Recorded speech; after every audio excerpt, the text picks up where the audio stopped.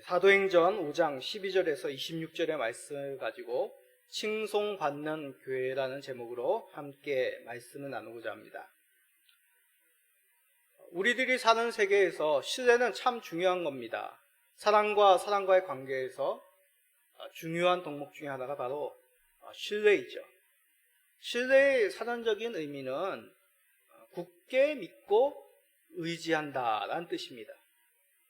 사람과의 신뢰, 그 사람에 대한 믿음 또한 의지가 담겨져 있는 것이죠.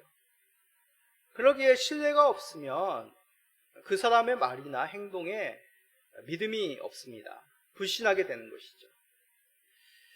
자, 그러면 우리 성도님들, 한국교회에 대한 신뢰도가 얼마나 된다고 생각하십니까? 작년 2월 7일에 기훈실에서 만 19세 이상 남녀 1000명을 대상으로 한국교회의 사회적 신뢰도 여론조사를 발표한 적이 있습니다. 참고로 기훈실은 기독교 윤리 실천 운동의 약자입니다. 1987년에 설립된 성경과 전통적 기독교 신앙을 바탕으로 하는 개신교 시민단체입니다. 복음에 합당한 윤리적인 삶과 그리스도인, 신뢰받는 교회가 되도록 섬기며 정의롭고 평화로운 사회를 만드는 것이 이 기관의 사명입니다. 그래서 민중 해방신학과는 결이 다른 분명한 그들과는 선을 긋는 복음 중심적인 정체성을 가지고 있습니다.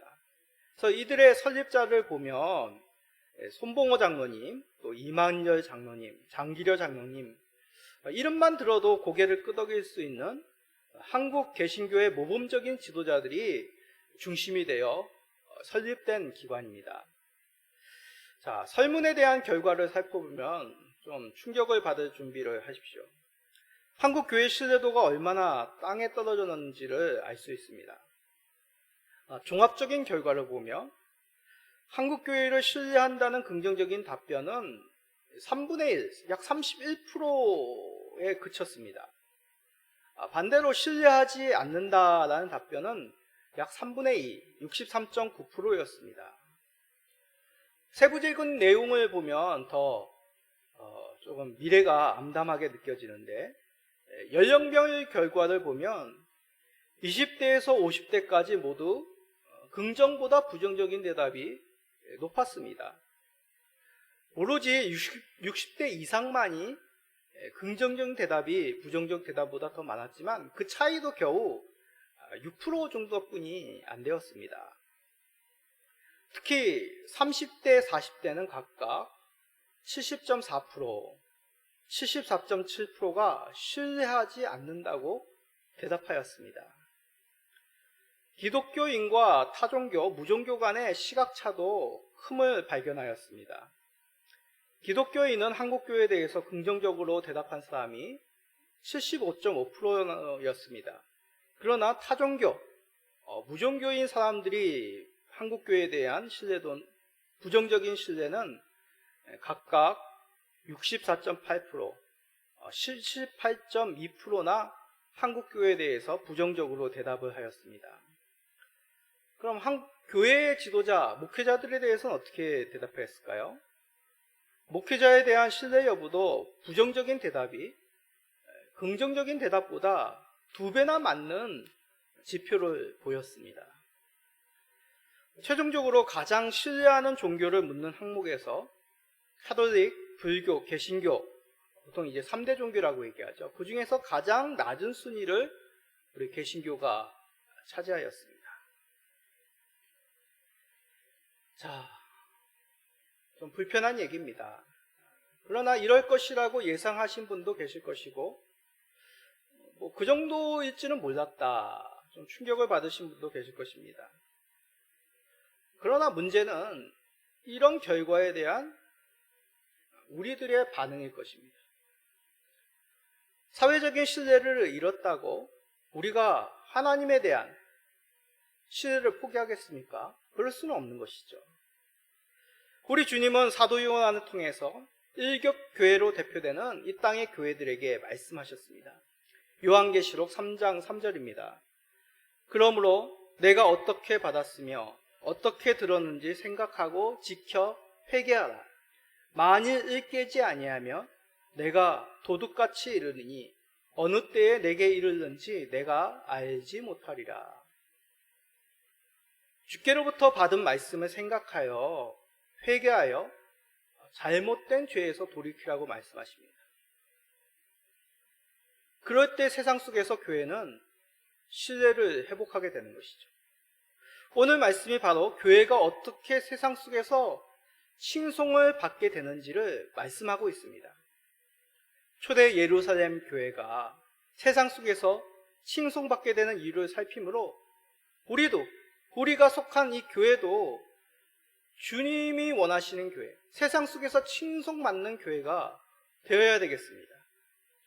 교회 공동체의 신앙을 세운다는 것은 결국 교회에 속해 있는 우리들이, 성도 개개인이, 교회 지도자 각 사람이 그 신앙을 바르게 세운다는 뜻입니다. 오늘 말씀을 통해 세상 속에서 본이 되는 아름다운 성도님 되시기를 간절히 축복드립니다. 자, 우리 지난 시간에 말씀이 기억납니까? 아나니아의 삽비라의 사건을 살펴보았습니다. 아나니아의 삽비라의 사건을 통해서 우리는 귀한 신앙의 교훈을 얻었죠. 초대교회는 복음의 공동체, 성령 충만한 공동체였습니다. 그러나 육체적으로 그 속에 속해 있다고 해서 탐욕과 외식으로부터 자유한 것은 아닙니다. 아나니아와 삽비라와 같이 얼마든지 탐욕 속에, 외식 속에서 하나님의 영광을 가리며 사탄의 유혹에 빠져 성령의 복음의 사역을 회방하는 그러한 방해자가 될 수 있다는 것을 우리가 살펴보았습니다. 하나님께서는 이런 범죄한 당사자들 아나니아와 삽비라를 징계하심으로 이 거룩한 공동체를 지켜나가셨고 계속 복음의 영광이 드러나게 하셨습니다. 그러므로 위기에서 벗어난 교회 공동체는 계속해서 복음으로 말미암아 사람들을 구원하는 그 놀라운 사역을 계속하게 된 것이죠. 사도행전 5장 12절입니다. 사도들의 손을 통하여 민간의 표적과 기사가 많이 일어나매 믿는 사람이 다 마음을 같이하여 솔로몬 행각에 모이고. 표적과 기사란 것은 이제 본문 15절 16절에서 설명한 놀라운 치유의 사건을 구체적으로 말하는 것입니다. 자, 15절에 보면 사람들이 베드로 사도의 그림자라도 덮일까라는 마음으로 병자들을 메고 나옵니다. 그런데 정말 사도들로 말미암아 그 병자들이 치유함을 받게 된 것입니다. 자, 이것은 예수님의 옷자락을 만짐으로 병자들이 나았던 그런 회복의 은혜가 이 사도들을 통해서도 계속되었다는 것이죠. 우리가 잘 알고 있는 혈루병 앓는 여인이 예수님의 옷자락을 만는 그것만 만지더라도 치유함을 받을 수 있다는 믿음으로 그녀가 온전해지지 않았습니까? 그 은혜가 사도들로 말미암아 계속되고 있다는 것입니다.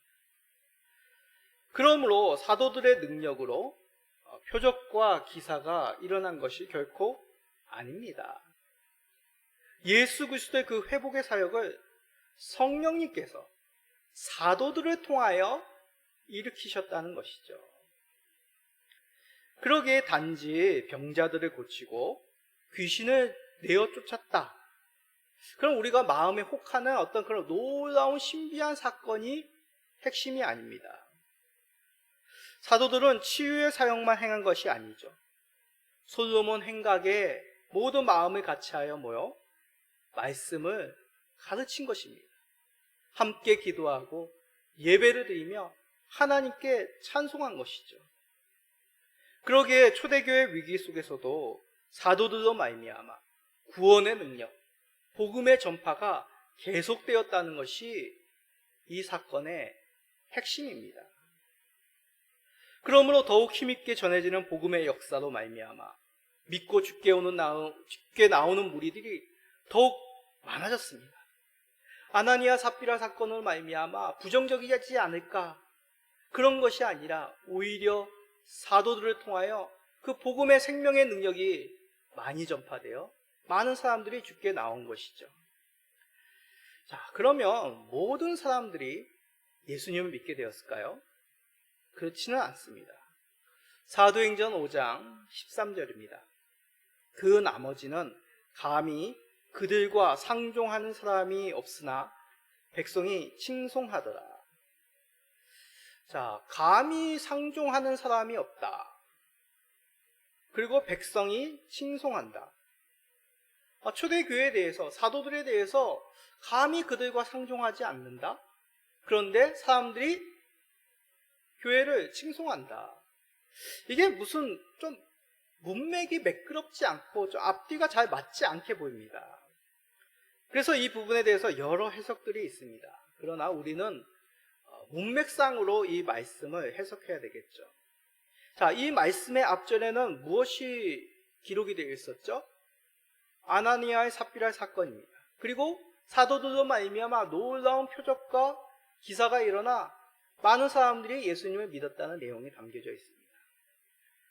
그러기에 표적과 기사, 복음의 능력으로 사람들이 쉽게 교회에 범접하지 못하는 그 두려움을 느꼈다는 것이 감히 그들과 상종하지 못했다는 의미로 합당합니다. 즉 세상은 성령님의 임재가 충만한 이 초대교회를 쉽게 어떻게 할 수가 없었다는 의미입니다. 자, 이 의미를 좀 더 알기 위해서 구약의 사건 속에 한번 이 의미를 찾아봅시다. 하나님께서 이스라엘의 적군을 치셨을 때 이방민족은 이스라엘을 섣불리 어떻게 하지 못하였습니다. 자, 대표적인 사건 역대하 29장 29절에 기록이 되어 있습니다. 이방 모든 나라가 여호와께서 이스라엘의 적군을 치셨다 함을 듣고 하나님을 두려워함으로 그 다음 말씀은 이제 이스라엘을 어떻게 하지 못했다는 내용이 기록되어 있습니다. 이 말씀은 남유다 여호사밧 왕 때의 사건입니다. 남유다 여호사밧 왕을 치러 이 모압과 암몬 족속이 연합하여 진격합니다. 그런데 하나님께서 직접 이들을 물리치셨어. 이 소식을 들은 이방 민족들은 어떻게 했습니까? 하나님을 두려워하였습니다. 그러기에 하나님이 함께하는 이스라엘을 쉽게 어떻게 하지 못한 것이죠. 이와 같이 성령 충만한 교회, 하나님이 함께 하시는 교회를 사람들이 목격하였기에 쉽게 어떻게 할 수가 없었다는 것이 바로 13절에 감히 그들과 상종하는 사람이 없었다는 의미입니다. 거룩한 교회로 말미암아 이들이 두려움을 느낀 것이죠. 자, 그러면 질문이 생겨야 됩니다. 아니, 사람들이 이 교회에 대해서 두려움을 느꼈다면 어떻게 칭송하고 예수님을 믿게 되었을까? 칭송한다는 것은 크게 만들다, 위대하다, 평가하다, 찬양하다는 뜻입니다. 단지 초대교회를 두려워하는 것만이 아니라 교회와 성도들을 높이 평가하며 찬양하였다는 뜻이죠. 자, 두려움과 칭송, 좀 조합이 잘 맞습니까? 좀 어울리지 않는 단어들 같습니다. 두려워하는데 칭송한다?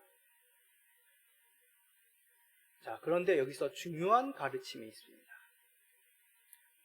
세상이 교회를 칭송함은 일반적으로 세상에서 말하는 인기가 아닙니다. 세상에서는 어떻습니까? 자신의 욕구를 충족시키면 무엇인가 더 좋은 것을 나에게 주면 열렬히 칭송하죠. 대표적으로 정치적인 그런 색깔들, 그리고 어떤 취미생활, 연예인들, 가수들, 그런 것을 생각하면 쉽습니다. 자신이 좋아하고 자신의 취향과 맞고 자신의 욕구를 충족시키는 어떤 대상을 우리는 칭송합니다. 보통 그것이 세상에서 말하는 인기인 것이죠. 예수님을 그런 세상의 왕으로 오해하여서 사람들이 따르기도 하였습니다. 그러나 우리 예수님은 그런 세상의 인기에 휘둘리시는 분이 결코 아니셨습니다. 요한복음 6장 14절에서 15절입니다. 그 사람들이 예수께서 행하신 이 표적을 보고 말하되 이는 참으로 세상에 오실 그 선지자라 하더라. 그러므로 예수께서 그들이 와서 자기를 억지로 붙들어 임금으로 삼으려는 줄 아시고 다시 혼자 산으로 떠나가시니라. 예수님께서 행하신 놀라운 치유의 기사로 사람들은 예수님을 왕으로 삼으려 했습니다. 인기죠. 그런데 예수님 사람들의 인기에 휘둘리셨습니까? 예수님은 이것을 아시고 홀로 산으로 떠나가셨다고 얘기합니다.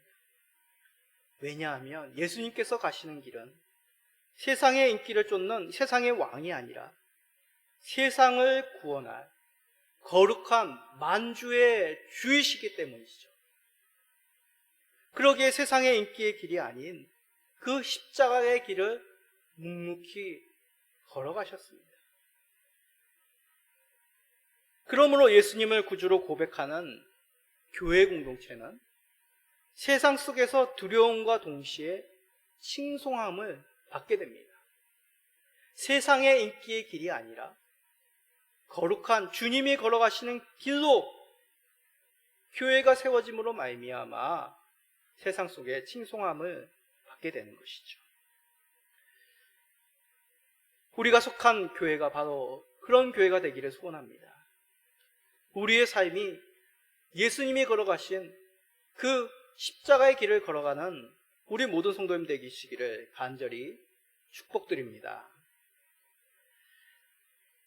자, 그러면 이런 초대의 모습과 달리 세상의 인기에 휘둘린 무리들을 한번 살펴봅시다. 그들은 다름 아니라 대제사장과 사두개인들이었습니다. 사도행전 5장 17절 18절입니다. 대제사장과 그와 함께 있는 사람 즉 사두개인 당파가 다 마음에 시기가 가득하여 일어나서 사도들을 잡아다가 옥에 가두었더니.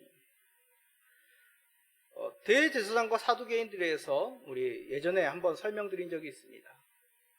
대제사장들은 이 당시에 사두개파에서 주로 나왔는데 이들은 관심이 하나님 나라가 아닙니다. 현세입니다. 현실적인 정치에 중요시하였죠. 그러기에 이들은 늘 현 시대의 흐름에 관심이 많았고 사람들이 자신들을 따르는지가 이들의 주된 목표였습니다. 그런데 예수님이 오셔서 사람들이 그를 따르게 되었습니다. 이것을 본 대제사장과 사두개인들 무리들은 어떻게 되었을까요? 시기가 가득한 것이죠. 그래서 예수님은 십자가에 못 박았습니다. 그런데 이제 그의 제자들, 예수님의 제자들이 복음을 전하자 사람들이 이 사도들을 따르기 시작하였습니다. 이것을 본 대제사장 무리들의 마음엔 시기가 가득하였습니다. 자, 시기란 원어적인 의미로 열심입니다. 열심, 열정. 그렇게 나쁜 단어는 아니죠. 그런데 그 열심이 부정적으로 작용하면 어떻게 됩니까? 시기가 일어나고 분함이 일어납니다. 하나님을 향하여 열심을 가져야 될 이 대제사장과 사두개인들이 오히려 사람들에 대한 열심만 가득한 것입니다. 그러니 어떻게 됩니까? 사람들이 따르는 사도들로 인하여 이들은 예수님을 잡아 못 박았듯이 사도들을 시기하여 잡아 옥에 가둔 것입니다.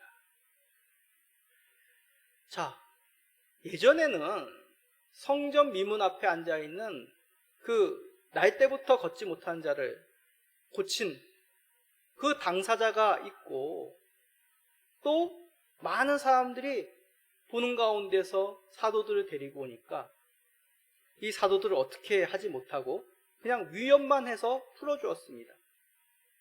그런데 더 이상 사도들을 막지 않으면 모든 사람들이 전부 이 사도들을 따를 것 같았습니다.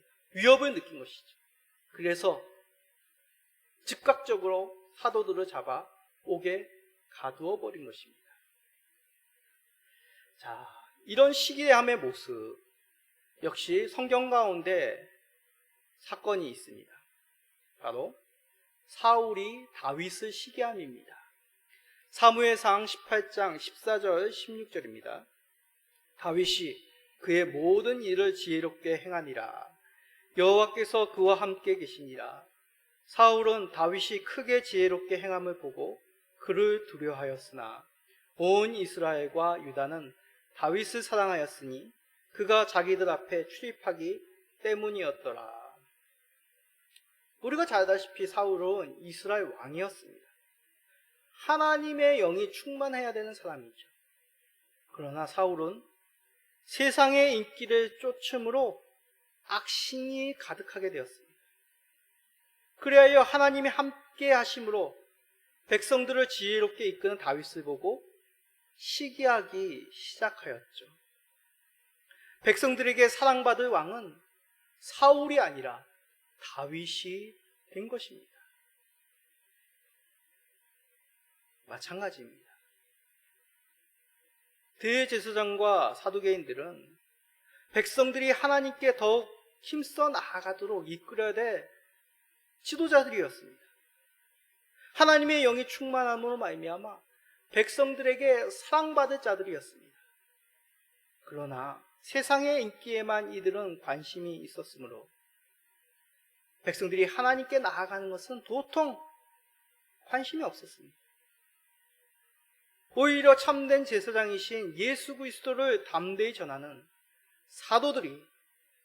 사도들이 백성들의 지도자가 되어 그들로부터 사랑을 받게 된 것이죠. 그것을 보고 대제사장 무리들은 시기한 것입니다. 마치 사울이 다윗을 시기하듯이 말입니다. 우리는 이 대제사장들의 무리의 모습 속에서 귀한 교훈을 얻습니다. 하나님의 영이 충만해야 될 교회와 종교 지도자들 그리고 성도들이 세상의 인기를 쫓을 때 어떤 비참한 모습으로 변하게 되는지를 발견하게 되는 것이죠. 하나님에 대한 열심을 품어야 될 자들이 하나님에 대한 열심이 아니라 세상의 열심을 품을 때 시기가 가득하게 됩니다. 하나님의 영이 충만한 그 교회와 지도자들이 아니라 오히려 성령 충만하고 바른 교회, 바른 지도자, 바른 성도들을 시기하며 핍박하게 되는 것이죠. 오해 마십시오. 이것은 사람들이 따르는 자들이 곧 하나님의 영이 충만하다는 뜻이 아닙니다. 만약 그렇다면 사람들이 많이 모이는 신천지 그런 이단들이 주께서 원하시는 공동체가 된다는 뜻이 됩니다. 그렇습니까? 아니죠. 주께서 원하시는 교회 공동체는 사람들의 인기에 부합하는 공동체가 결코 아닙니다. 사람들을 하나님께 인도함으로 말미암아 예수 그리스도의 영이 충만하고 하나님의 택한 백성들이 그것을 알아보고 거룩한 주의 교회를 사랑한다는 뜻입니다. 반대로 그러지 못한 교회는 비참함을 처하게 되는 것이죠. 우리 모든 성도님이 속한 교회 그리고 우리 자신들이 성령님의 충만함으로 하나님이 원하시는 교회 그런 성도님들이 되셔야 되겠습니다. 성령 충만한 모든 교회 또한 성도님 되시기를 간절히 축복드립니다. 자, 이런 말씀에 쉽게 받아들이지 못한 분도 계십니다. 아니 그래도 세상은 힘의 논리 아닌가요? 세상의 흐름을 잘 읽어야 됩니다. 그렇게 생각하시는 분들도 계실 것입니다. 그러면 살펴봅시다. 대제사장과 사두개의 무리들의 뜻대로 사도들과 초대교회는 과연 사라지게 되었을까요? 사도행전 5장 19절에서 20절입니다. 주의 사자가 밤에 옥문을 열고 끌어내어 이르되 가서 성전에 서서 이 생명의 말씀을 다 백성에게 말하라 하매. 하나님의 사자가 밤에 사도들 앞에, 옥문에 갇혀져 있는 사도들 앞에 나타납니다. 그리고 옥문을 열고 사도들을 끌어내었습니다. 결코 사도들을 따르는 사람들이 몰래 이 감옥에 잔입하여서 옥문을 연 것이 아닙니다. 만약 그랬다면 어떻게 하겠습니까? 사도들을 멀리 피신시켜야 되겠죠. 잡히지 않도록 사도들을 보호해야 됩니다. 만약 이 사도들이 대제사장에게 다시 잡힌다면 자신들이 이 옥문을 열었다는 것이 금방 들통나지 않겠습니까? 그러면 자신들도 큰 형벌을 받을 것입니다. 그런데 사도들을 풀어준 그 사자는 무엇이라 얘기합니까? 성전에 서서 이 생명의 말씀을 다 백성에게 말하라. 즉 사도들을 풀어준 목적이 사도들을 피신시키기 위한 것이 아닙니다. 다시 생명의 말씀을 백성들에게 전하라는 것이 사도들을 풀어준 사자의 목적인 것이죠. 그러면 생각해 봅시다. 생명의 말씀을 백성들에게 전하기를 소원하는 분, 그분이 누구시겠습니까? 그렇습니다. 하나님이십니다. 하나님께서 사도들을 보호하시고 다시 생명의 말씀을 전할 수 있도록 그 옥문에서 나오게 하신 것이죠. 그것도 대제사장 무리들이 지켜야 될 그 성전에서 생명의 말씀을 전하라 하셨습니다. 대제사장이 백성들에게 생명의 말씀을 가르치는 것에 관심이 없으니 사도들도 이 성전의 기능을 다시 회복시키기 위하여 상징적으로 성전에서 다시 말씀을 전하라고 하신 것이죠. 사도들은 이것을 통해 깨달았습니다. 아, 하나님께서 사자들을 보내어 우리를 풀어주셨으니 우리는 하나님이 친히 보호받고 있구나. 그러기에 사도들은 대제사장 무리를 두려워하지 않고 더욱 담대히 말씀을 전했습니다. 이는 박해하는 대제사장들보다 그 사두개인 무리보다 자신들을 지키시고 보호하시는 그 하나님을 주목하며 두려워한 것이죠. 이에 대해서 예수님은 미리 제자들에게 말씀하셨습니다. 누가복음 12장 3, 4절입니다. 이러므로 너희가 어두운 데서 말한 모든 것이 광명한 데서 들리고 너희가 골방에서 귀에 대고 말한 것이 지붕 위에서 전파되리라. 내가 내 친구 너희에게 말하노니 몸을 죽이고 그 후에는 능히 더 못하는 자들을 두려워하지 말라. 무엇이라 말씀하셨습니까? 미리 제자들에게 당부하시기를 생명의 복음, 이 말씀이 가두어지지 않고 광명한 데서 널리 전파될 것이라고 말씀하셨습니다. 오순절 성령 강림 후 복음이 더 이상 갇혀지지 않고 널리 사람들에게 전파하는 것이 주의 뜻임을 제자들에게 말씀하신 것이죠.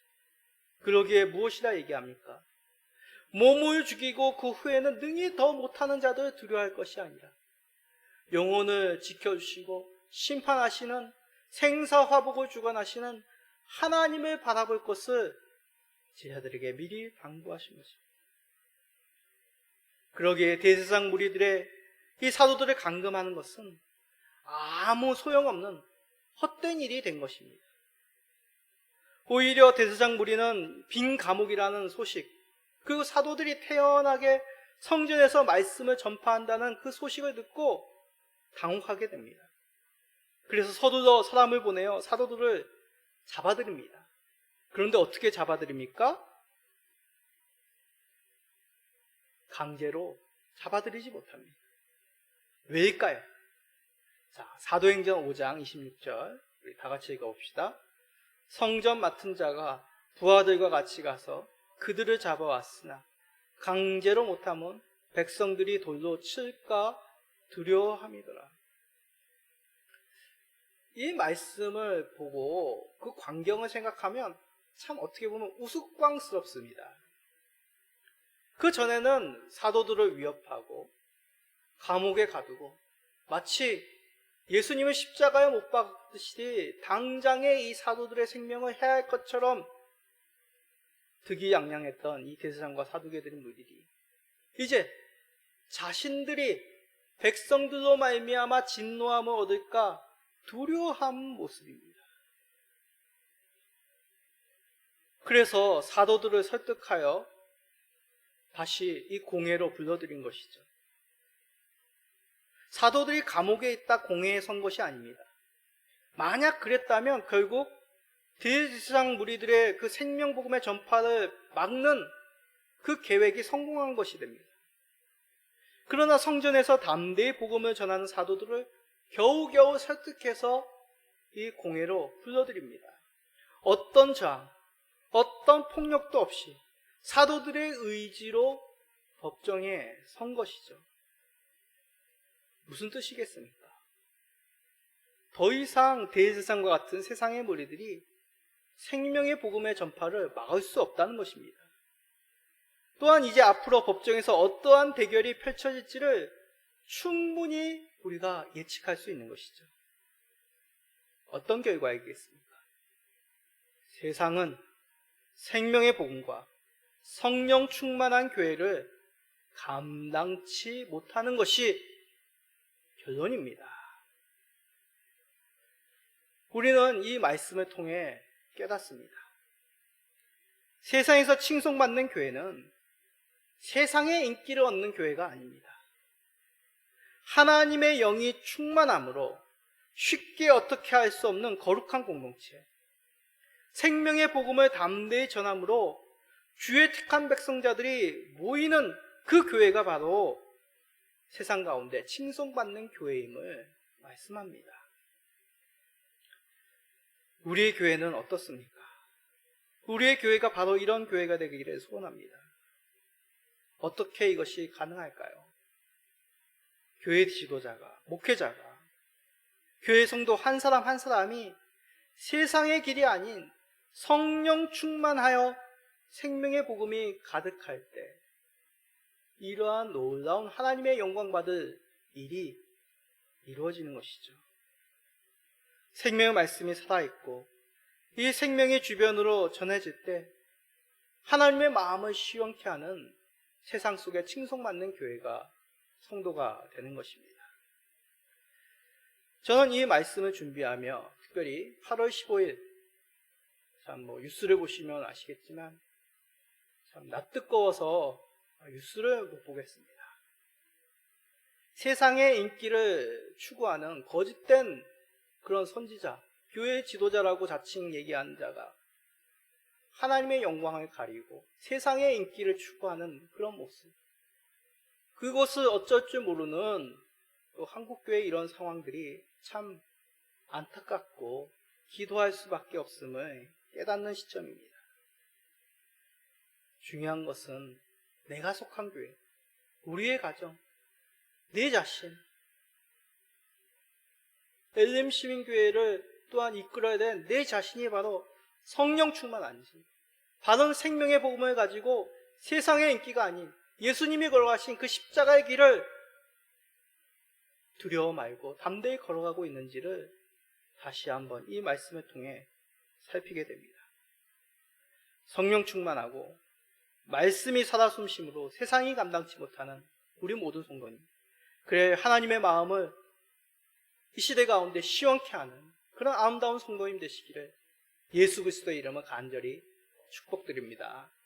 아멘.